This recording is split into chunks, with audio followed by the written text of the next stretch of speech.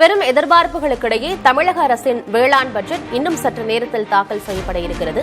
முதல்வர் விஜய் தலைமையிலான அரசின் முதல் வேளாண் பட்ஜெட் என்பதால் விவசாயிகள் உன்னிப்பாக கவனித்து வருகின்றனர். பட்ஜெட் தொடர்பான விவரங்களை வழங்குவதற்காக செய்தியாளர் ரமேஷ் களத்திலிருந்து இணைந்திருக்கிறார். வணக்கம் ரமேஷ். நேற்றைய தினம் பட்ஜெட் தாக்கல் செஞ்சிருந்தாங்க. அதிலே பயிர்க்கடன் முழுமையான தள்ளுபடி அப்படிங்கிற ஒரு அறிவிப்பு வரும் அப்படின்ற எதிர்பார்ப்பு இருந்தது. ஆனா நேற்றைய தினம் வரல. இன்று வேளாண் பட்ஜெட் தாக்கல் செய்யப்பட இருக்கு. இன்றைய தினம் என்னென்ன முக்கிய அம்சங்கள்லாம் வேளாண் பட்ஜெட்ல இடம்பெற வாய்ப்பு இருக்கு ரமேஷ்? 27 மார்ச் மாதத்திற்கு இருக்கக்கூடிய தேதிக்கு தற்போது இந்த பட்ஜெட்டை திருத்திய பட்ஜெட்டை வேளாண்மை துறை அமைச்சர் வினோத் முதன்முறையாக தாக்கல் செய்கிறார். கும்பகோணத்தைச் சேர்ந்தவர். அவரும் ஒரு தஞ்சாவூர் மாவட்டத்திலிருந்து விவசாயிகள், அதாவது இந்தியாவினுடைய நெற்களஞ்சியமாக இருக்கக்கூடிய தஞ்சாவூர் மாவட்டத்திலிருந்து வந்திருக்கிறார். அதாவது தமிழக வெற்றி கழகத்துடைய தேர்தல் அறிக்கையில் பல்வேறு விஷயங்களை சொல்லியிருக்கிறார்கள். அதையெல்லாம் இருக்குமா என்ற வெற்றி என்ற பெயரில் அவர்கள் இந்த திட்டத்தை செயல்படுத்த இருப்பதாக சொல்லப்படுகிறது. 2021 5 ஆண்டுகள் முன்னாள் அமைச்சர் MRK பன்னீர்செல்வம் ஆண்டுக்கு சராசரியாக 40,000 கோடி என்ற அடிப்படையில் 2 லட்சம் கோடிக்கு பட்ஜெட்டை தாக்கல் செய்திருக்கிறார்கள். நம்முடன் மூத்த செய்தியாளர் முருகேசன் இருக்கார். முருகேசன், நீங்க டிவிகே உடைய தேர்தல் அறிக்கையை பாத்தீங்க. அவங்க அக்ரிகல்ச்சருக்கு என்ன சொல்லியிருக்காங்க, என்ன எதிர்பார்ப்பு இருக்கிறது? ரமேஷ், தமிழக வெற்றி கழகத்தின் தலைவரும் முதல்வர் விஜய் அவர்கள் அவர் ஒரு குறிக்கை தேர்தல் பிரச்சாரத்தில் ஒரு கருத்தை சொன்னாரு. நான் பிறரை போல் நான் டெல்டாக்காரன் விவசாயின்னு சொல்லிக்க மாட்டேன். ஆனா விவசாயியா நான் பிறக்கணும் ஆசைப்படுறேன் அடுத்த ஜென்மத்தில். இருந்தாலும் விவசாயிகளோட பிரச்சனை கேட்டு தெரிஞ்சுக்கிட்டேன் அப்படின்ற விஷயத்தை சொல்லியிருந்தாரு. இந்த சூழ்நிலை முதல் முறையா திமுக அரசின் கடந்த கால திட்டங்கள் எப்படி எல்லாம் செயல்படுத்தப்பட்டதோ அதே போன்று தற்போது வேளாண் பட்ஜெட்டையும் தாவேக அரசு இன்றைக்கு தாக்கல் செய்யறாங்க. கடந்த காலத்தில் டிவிகே சார்பாக விவசாய கடன் முழுமையாக தள்ளுபடி செய்யப்படும், கூட்டுறவு கடன் முழுமையாக தள்ளுபடி செய்யப்படும் சொல்ல அறிவிச்சாங்க. ஆனா முழுமையாக தள்ளுபடி செய்யல. எனவே அந்த அறிவிப்பு அவரும் எல்லாரும் எதிர்பார்க்கிறாங்க. அதே போன்று இயற்கை சார்ந்த விவசாயங்களுக்கு முக்கியத்துவம் கொடுக்கப்படும் என்ற எதிர்பார்ப்பு இருக்கிறது. அதே போன்று பல்வேறு விஷயங்கள், குறிப்பாக பாத்தீங்கன்னா தமிழகத்தில் பாத்தீங்கன்னா சேமிப்பு கிடங்கள் நிறைய இல்ல. நெல் கொதுமல் போன்ற விஷயங்கள், நெல் மற்றும் கரும்பு ஆதார விலை குறைந்தபட்ச நிர்ணயம் செய்யப்படவில்லை என்ற குற்றச்சாட்டு இருக்கிறது. இதற்கான அறிவிப்புகள் நிறைய வரும் எதிர்பார்க்கப்படுகிறது. இதற்கான பட்ஜெட் தயாரிப்பதற்கு முன்பு தமிழகம் முழுவதும் உள்ள விவசாயிகள் சங்கங்களிடம் கருத்து கேட்டு முழுமையான ஒரு அறிக்கை ரெடி செய்து அதன் அடிப்படையில் தான் தற்போது பட்ஜெட் தாக்கல் செய்திருக்கிறார்கள். நிறைய எதிர்பார்ப்புகள் வரும் எதிர்பார்க்கப்படுகிறது. நம்ம பார்க்கும்போது கருப்பு சட்டை அணிந்து திமுக உறுப்பினர்கள் உள்ள போறாங்க. எதிர்க்கட்சிகளுடைய திட்டம் என்னவா இருக்கு? ஏனென்று சொன்னால் இந்த குறுவை சாகுபடிக்கு தண்ணீர் இல்லை என்று விவசாயிகள் சொல்கிறார்கள். எதிர்க்கட்சிகளுடைய திட்டம் என்னவா இருக்கின்றது முருகேசன்? ஜூன் மாதமே காவிரியில் தண்ணீர் திறந்து எதிர்பார்க்கப்பட்டது. மழை பொய்ப்பு அதே போன்று கர்நாடகாவில் தண்ணீர் திறந்த காரணத்தை காட்டி தற்போது இங்க அரசு கர்நாடகாவிலும் மேகதாது அணை கட்ட முயற்சி செய்கிறார்கள். அதை தடுக்கும் விதமாக தமிழக வெற்றி கழக அரசு எந்த ஒரு முன்ன சட்ட ரீதியாகவும் அல்லது அரசியல் ரீதியாக எந்த ஒரு நடவடிக்கை எடுக்கவில்லை. குறைந்தபட்சம் அனைத்து கட்சி கூட்டத்தை கூட்ட வேண்டும் பல்வேறு கட்சிகள் வலியுறுத்தினார்கள். அதற்கெல்லாம் செவிசாய்க்கவில்லை என்பதை கண்டித்து இந்த தினத்தில் பாத்தீங்கன்னா திமுக சார்பில் அனைத்து எம்எல்ஏக்கள் கருப்பு சட்டை அணிந்துகிறார்கள். அதே போன்று அதிமுக சார்பில் மேகதாது அணை காரணத்தை காட்டி உள்ள பட்ஜெட் தாக்கல் செய்த பிறகு அவர்களும் வெளிநடப்பு செய்வதற்கான வாய்ப்பு இருப்பதாக கூறப்படுகிறது. அதாவது மற்றொரு விஷயத்தை நம்ம பார்க்க முடிகிறது.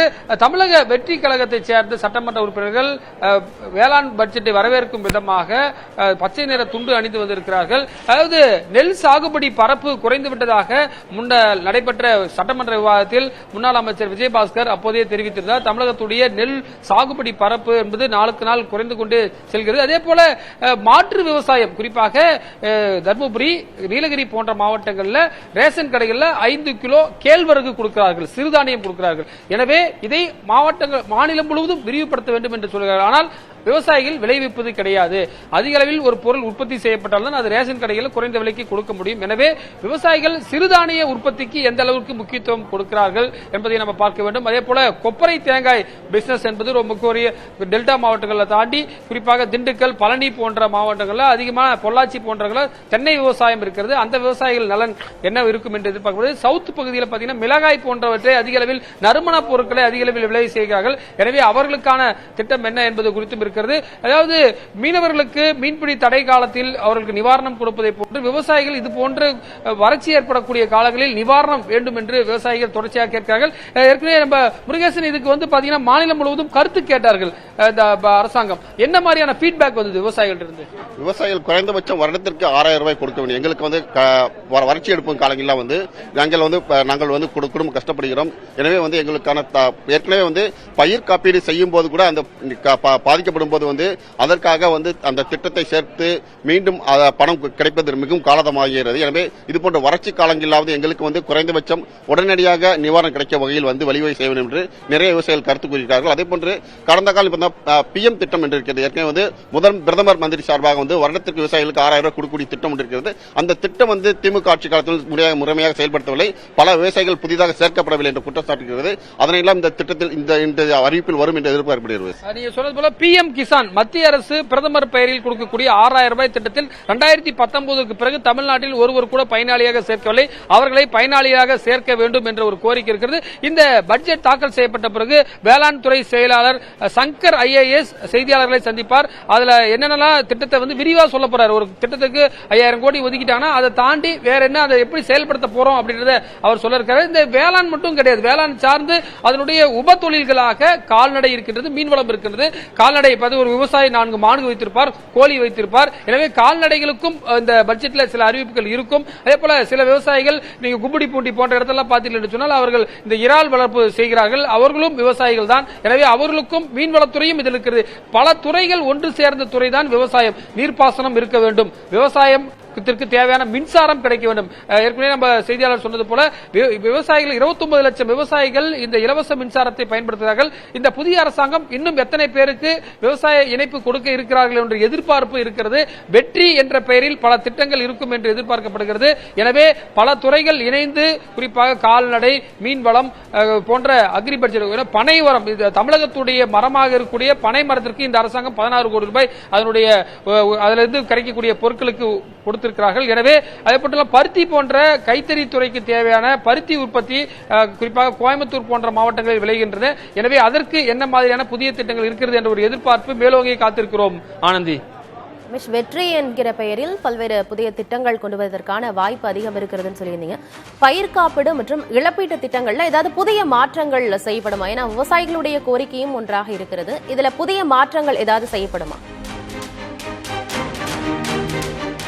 நிச்சயமாக இப்ப நம்ம வந்து நகர்ப்பகுதியில் அதிகமாகிவிட்டது. சில பேர் வந்து மாடி தோட்டங்கள்ல கூட வந்து காய்கறிகளை விளைவிக்கிறார்கள். கடந்த ஆட்சி காலத்தில் பெயரளவிற்கு கொடுத்தார்கள் விதைகளை, ஆனால் அது வந்து முறைமையாக சேர்க்கவில்லை. எந்த திட்டமும் பெயரளவில் அறிவிக்கிறார்களே ஒழிய அதை வந்து முழுமையாக செயல்படுத்தவில்லை. அந்த விவசாய அந்த குடியிருப்புகளுக்கு அந்த இலவச விதை திட்டத்தை கொடுத்தார்கள் என்று சொன்னால் அவர்களுக்கு தேவையான காய்கறி கீரைகளை அவர்கள் மாடிகளில் வந்து வளர்த்துவார்கள். இது நல்ல திட்டம், அதை மீண்டும் செயல்படுத்த வேண்டும் என்ற ஒரு கோரிக்கை இருக்கிறது. இந்த குறிப்பாக தஞ்சாவூர் மாவட்டத்தில் இருக்கக்கூடிய விவசாயிகள் அதிக அளவிலான நெல்லை தான் அதிகமாக பயிர் செய்கிறார்கள். மாற்று விவசாயத்திற்கு ஏதாவது வழிவகை இருக்கிறதா என்பதையும் தற்போது இந்த பட்ஜெட்டில் எதிர்பார்ப்பு இருக்கிறது. பயிர் காப்பீடை பொறுத்தவரை மத்திய அரசாங்கம் ஒரு நிதியை கொடுக்கிறார்கள், மாநில அரசாங்கம் கொடுக்கிறார்கள். அதை மாநில அரசாங்கம் குறிப்பாக விவசாயிகள் செலுத்த வேண்டிய அந்த பிரீமியத்தையும் அரசாங்கமே செலுத்தினால் நன்றாக இருக்க வேண்டும் என்ற ஒரு கோரிக்கையும் விவசாயிகள் தொடர்ச்சியாக வைக்கிறார்கள். என்ற உழவன் கணக்கு பார்த்தால் உழுக்க கூட மிஞ்சார் என்று ஒரு பழமொழி சொல்வார்கள். எனவே விவசாயிகள் அதிக அளவிலான இன்வெஸ்ட்மெண்டை போட்டாலும் அவர்களுக்கு எடுக்கக்கூடிய பணம் விவசாயிகளுடைய பிள்ளைகளுக்கான ஒரு பல விஷயங்கள் கடந்த காலங்கள் எல்லாம் விவசாயிகளுடைய பிள்ளைகள் குறிப்பாக அரசு கல்லூரிகளில் குறிப்பாக கால்நடை படிப்பு பிபிஎஸ்சி என்று சொல்லக்கூடிய வெட்டரி சயின்ஸ் படிப்புகளில் இடஒதுக்கீடு எல்லாம் இருந்தது. தற்போது அது எல்லாம் நீக்கப்பட்டிருக்கிறது. எனவே விவசாயிகளுடைய பிள்ளைகளுக்கான ஒரு சிறப்பு திட்டங்களும் இருக்க வேண்டும் என்றும் எதிர்பார்க்கப்படுகிறது. எனவே விவசாயிகள் வந்து உயிரிழப்பால் பல இடங்களில் ஏற்படுகிறது, வறட்சி போன்ற இடங்களில், அதே போன்ற பேரிடர் போன்ற இடங்களில் இருக்கிறார்கள். அவர்களுக்கான அந்த நிவாரண தொகையும் அதிகமாக வேண்டும் என்று சொல்கிறார்கள். எனவே 10 ஆண்டுகளில் இல்லாத எல்னினோ எஃபெக்ட் வந்து தற்போது இருக்கிறது. எனவே இதையெல்லாம் தாக்குப்பிடிக்கக்கூடிய அளவிற்கு விவசாயிகளுக்கு ஒரு கை தூக்கி எழுத்துவிட்டால்தான் அவர்கள் அடுத்த ஆண்டு விவசாயம் செய்யணும். இன்னைக்கு வந்து விவசாயம் செய்ய முடியாமல் ஒரு 20,000 ரூபாய் இன்வெஸ்ட் பண்ணிட்டு அவரால் எந்திரிக்க முடியலன்னா அவருக்கு கை தூக்கி கொடுக்கக்கூடிய விஷயங்கள் இந்த விவசாய பட்ஜெட்டில் இருக்க வேண்டும் என்று விவசாயிகள் காத்துக் கொண்டிருக்கிறார்கள். குறிப்பாக முதலமைச்சர் இதுல என்ன, நேற்றைக்கு கூட முதலமைச்சர் நெல்லுக்கான குறைந்தபட்ச ஆதார விலை குறித்து அமைச்சர்களுடன் ஒரு ஆலோசனை கூட்டத்தை நடத்தியிருக்கிறார். கரும்புக்கான ஆதார விலை குறித்தும் அதே போன்று சிறுதானியங்களுக்கும் ஒரு விலை நிர்ணயம் செய்ய வேண்டும் என்ற ஒரு கோரிக்கை இருக்கின்றது. அது ஏற்கனவே இருக்கிறது. அந்த தொகையை உயர்த்த வேண்டும் என்ற ஒரு எதிர்பார்ப்பு இருக்கிறது. பரந்துபட்ட அனைத்து தமிழக மக்களுக்குமான ஒரு பட்ஜெட்டை இந்த வேளாண் துறையில் இருக்கும் என்று சொல்கிறார்கள். அந்த காத்திருப்போடு நாமும் காத்திருக்கிறோம். ஆனந்தி, எல்னினோவால் விவசாயிகள் அதிக அளவில் பாதிக்கப்பட்டிருக்காங்க. இது போன்ற காலநிலை மாற்றத்தால பாதிக்கப்படும் விவசாயிகளையும் பாதுகாக்கும் வகையில பல்வேறு முக்கிய அம்சங்கள் இந்த வேளாண் பட்ஜெட்ல இருக்கும் அப்படின்ற எதிர்பார்ப்பு இருக்கு. தொடர்ந்து பேசலாம் ரமேஷ்.